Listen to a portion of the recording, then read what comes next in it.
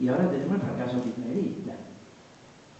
Es decir, cuando nosotros planteamos el problema de la construcción del Partido Obrero y del Frente de Izquierda, estamos planteando el tema de una superación del peronismo. Se acabó lo de la identidad peronista.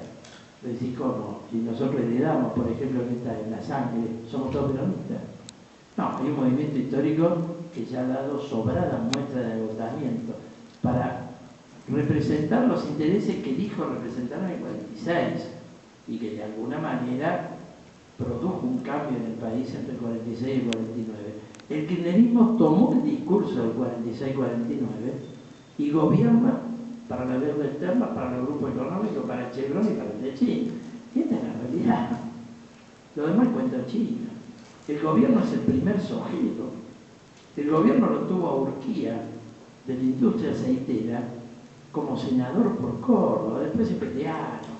Pero son divorcios de gente que fue matrimonio.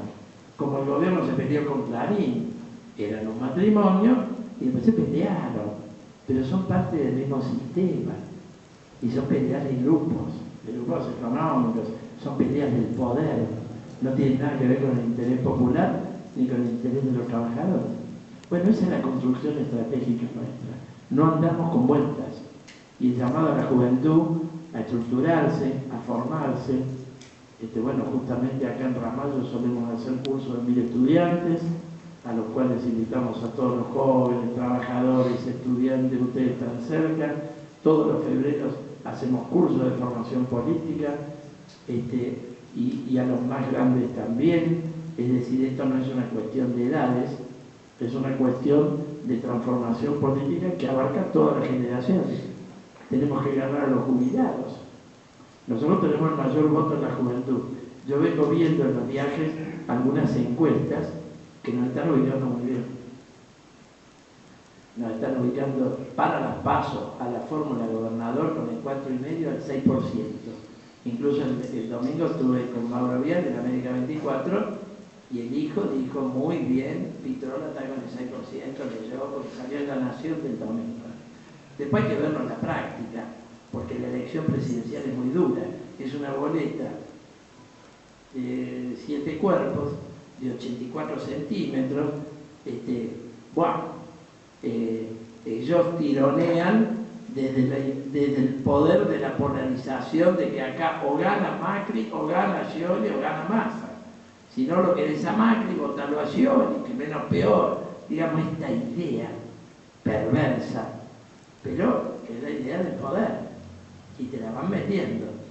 Entonces, creo que tenemos una gran perspectiva, y los llamo a desarrollar en estos 15 días una gran agitación política, a ingeniarnos para tener presencia en las calles y a lograr una fiscalización total del voto paralelo, porque están planificando un fraude.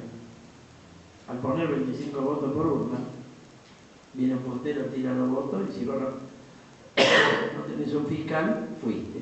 Y si además te quieren votar 30 personas en esta urna, que es normal para un partido que está con una intención de voto del 6% en la provincia, tenés distrito del 8%, que ya lo tuvimos. En el 2013 tuvimos varios distritos del 8%, y si tenés un distrito del 8, tenés una del 15 y una del 4. La urna del 15 no tiene boleta, ni que nadie robe la boleta, porque con 25 por urna no llega ni al 10% de los votantes.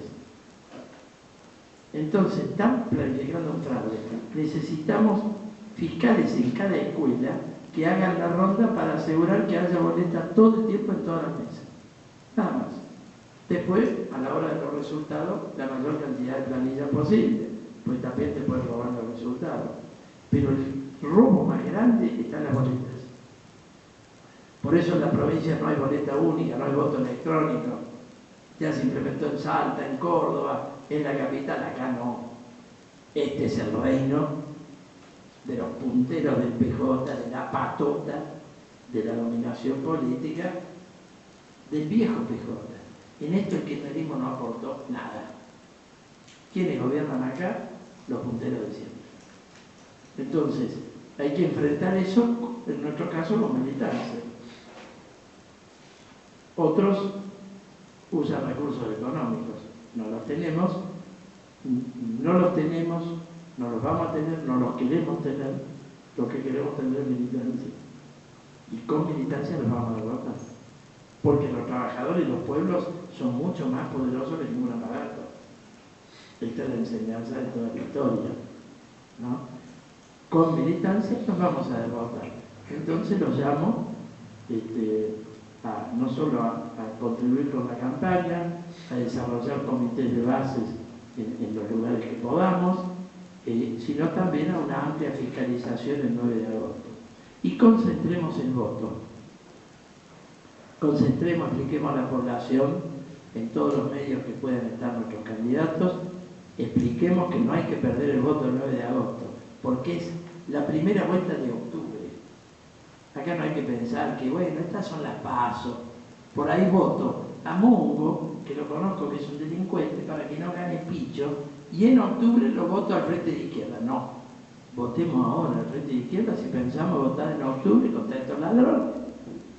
Porque, ojo, las primarias tienen un efecto de confusión, de deformación. No, tomémosla como la primera vuelta.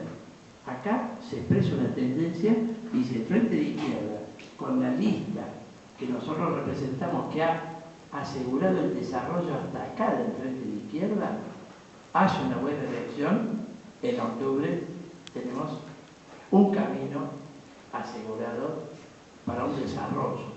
¿Vamos a ganar? No, pero si nosotros sacamos 2 o 3 diputados de la provincia de Buenos Aires, es el comienzo de una revolución política. Y puede ocurrir. Es el comienzo.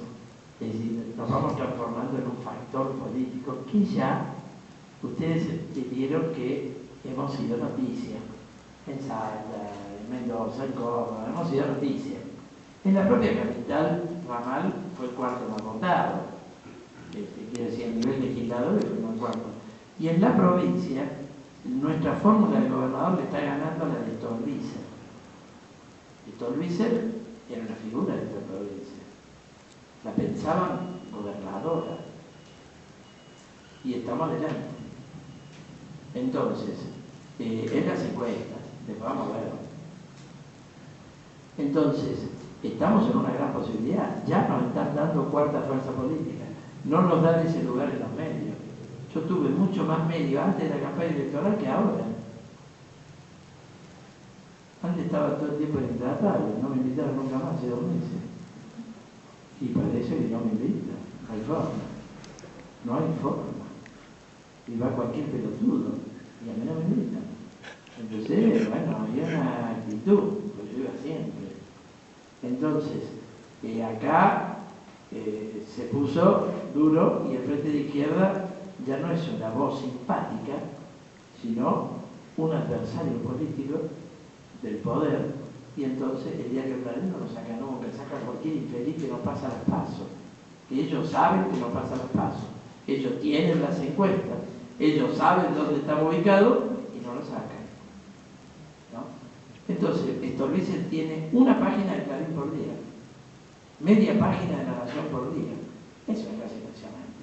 Tampoco me explico cómo tiene carteles en todos los alambrados.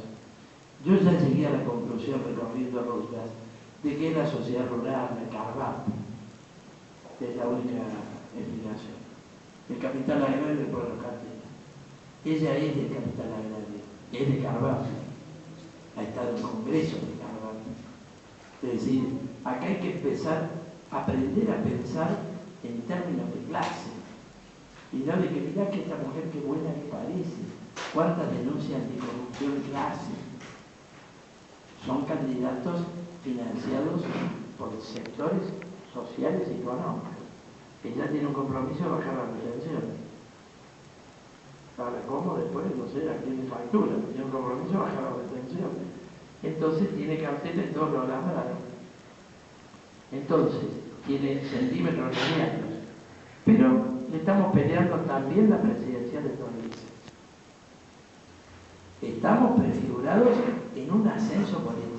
Estamos dejando atrás el oportunismo en la izquierda y lo último que les quiero decir, aseguremos el voto de la lista unidad.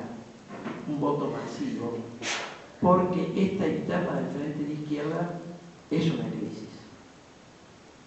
Hay que comprender que es una crisis. Hemos asegurado que el Frente de Izquierda sigue unido mediante un recurso extremo, que es la interna. Pero expresa una crisis política del Frente de Izquierda, porque hay un grupo, que es la otra lista, que ha priorizado el enfrentamiento interno. Incluso ahora está haciendo un eje en un debate, que no lo vamos a hacer porque no estamos de acuerdo, no estamos de acuerdo en transformar la campaña electoral en una batalla interna del Frente de Izquierda y no en una batalla contra los candidatos nominalistas. Cada uno que saque su voto, el voto popular ordenará la lista, pero no vamos a hacer el eje de la campaña pelearnos entre nosotros. Muy bien, yo acá los dejo, hay un compañero con una pregunta y bueno, vamos a usar los minutitos que nos quedan. ¿Cómo tenemos que afrontar esta división con el PTS? Porque nos debilita al frente. Bueno, de esta manera militante, asegurando un triunfo de la electricidad. Mañana tenemos esta reunión sindical muy importante y donde está toda la izquierda. El Perro Santillán no pudo venir, pero manda una adhesión. Está esto de Jofra, está por la marcha, que por ejemplo hay dirigentes de ATESUR, que son de otros grupos políticos. La lista nuestra expresa el método del Frente Único, que ha sido el método con el que hemos llevado al Frente de Izquierda hasta acá. Y la política del PTS que lo llevó al internismo, desde octubre lanzaron el cambio. Desde octubre. Después las últimas 2 semanas dijeron, bueno, hagamos un acuerdo. Vos no podés hacer un acuerdo en todo el país, en cada distrito de cada provincia, en los 90 distritos de la provincia de Buenos Aires, lo de antes. Hicieron internismo 6 meses, el 1 de mayo fue el último día. Dijimos, vamos a asegurar la campaña del Frente de Izquierda y a nominar una fórmula, porque ellos pretendían que no tuviéramos fórmula hasta julio. Entonces lanzamos la fórmula de la lista unidad, que es Altamira Giordano, que después se expresó también en Altamira Sobrero, que es un frente. Entonces, aseguremos el desarrollo mediante un gran triunfo de la lista unidad. Y después la vida dirá.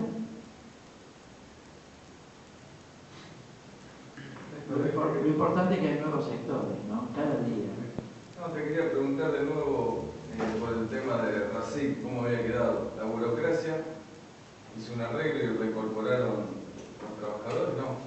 Mirá, la burocracia hizo un arreglo, que es con plata del gobierno hasta diciembre, asegurar el pago de los sueldos, que no resuelve la crisis ni la convocatoria que no resuelve un carajo. Ya están cobrando repos, 2.000 y pico de mangos, que cada sueldo lo paga el Estado, de un tipo que se ha llenado, pasó a ser, es la estrella fulgurante de la industria avícola, pasó a ser el segundo monopolio nacional, con crédito y crédito, y ahora fue pagando crédito.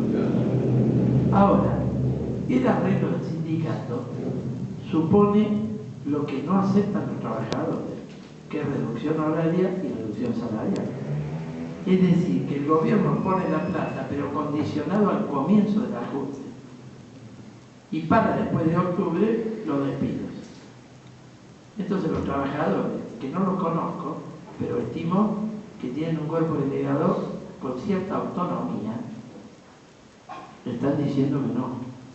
Y bueno, acabo de ver una foto que he tuiteado de una asamblea masiva donde hay compañeros nuestros, porque vi un cartel de Plástica Mascavi que son delegados nuestros, están rechazando el acuerdo.